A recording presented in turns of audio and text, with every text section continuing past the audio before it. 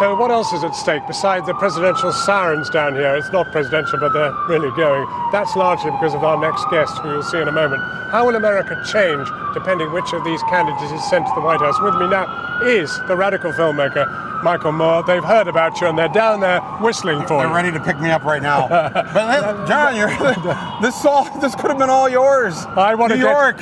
Before you get mad, I want to get to Michigan, which is where you come from, which is the Trump state in this election. Trump is really surging there. And he finished his campaign there last night. It has been the foodstuff of your filmmaking and the rest of it. So how on earth has Trump come to reign in Michigan? Well, I'm not surprised. I told you back in June when I was in London that Michigan was the Brexit state. Michigan, Ohio, Pennsylvania, this would be like Middle England and Wales, that the working class are looking to have their revenge, and that the Hillary campaign should take this very seriously, because there's a lot of angry people who used to be part of the middle class that aren't the middle class anymore. So now it's tightened. The race is tightened now. They've taken it seriously the last few days. I was in Michigan all day yesterday trying to get out the vote for Hillary. But this it will be close. This denotes something much bigger. I mean, Brexit in Britain, Trump here, in a sense, even though the issues may be different, the same people are in play. Same people. The difference is that your Brexit, you voted to leave Europe. To vote for Trump is a vote for America to leave America. That's the last thing I want us to see, because we won't be the same country after tonight if Donald Trump is president of the United States. That's for sure. And that has you voting for Hillary Clinton, a thing you always said you wouldn't do. Well, I voted for Bernie Sanders. But listen, the socialist won 22 states in this country. That's amazing. Almost half the states were won by a socialist, and Hillary moved to the left. He moved her to the left during the campaign. She adopted 2/3 of his platform. It's a huge victory for anybody who was for Bernie Sanders. But Hillary is, in fact, of course, the establishment here. Well, and that is to her detriment in the place where I'm from, because people are tired of Bush, Clinton, Clinton, Bush, Clinton, Clinton, Clinton, Bush, Bush, Bush, Bush, Clinton, Bush. It's like, enough of this. It's not going to change, though. What will change it?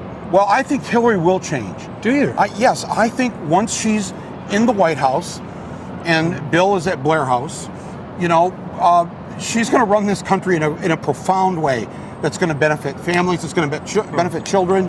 I don't believe, as you were talking to your last guest, that she's going to get us into a war.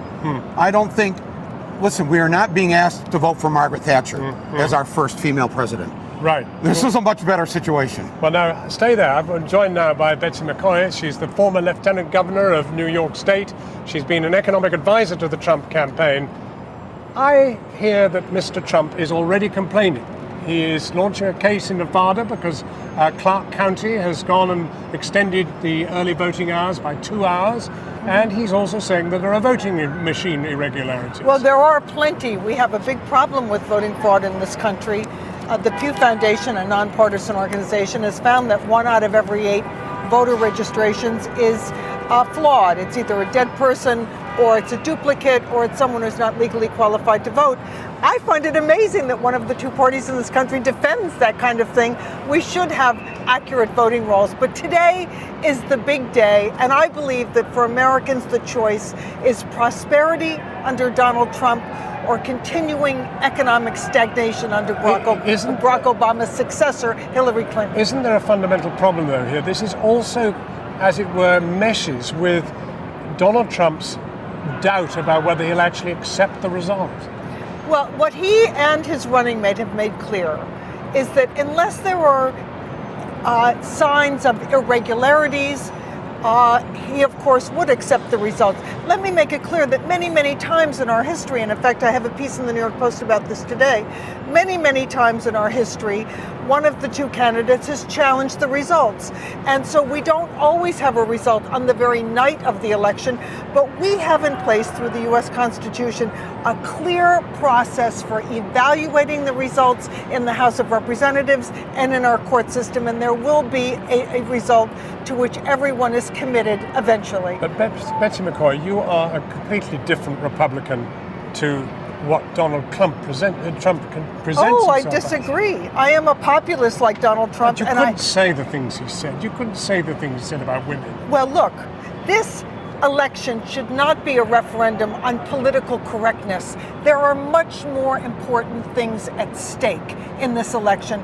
One is that a large percentage of Americans are earning less now, let me just finish, than in 2007. And Hillary Clinton's proposals to raise taxes on business will drive more businesses out of this country and leave more people with lower take-home pay or joblessness. Forgive me, if he had not been so rude to women, so vicious about Latinos, he might have won.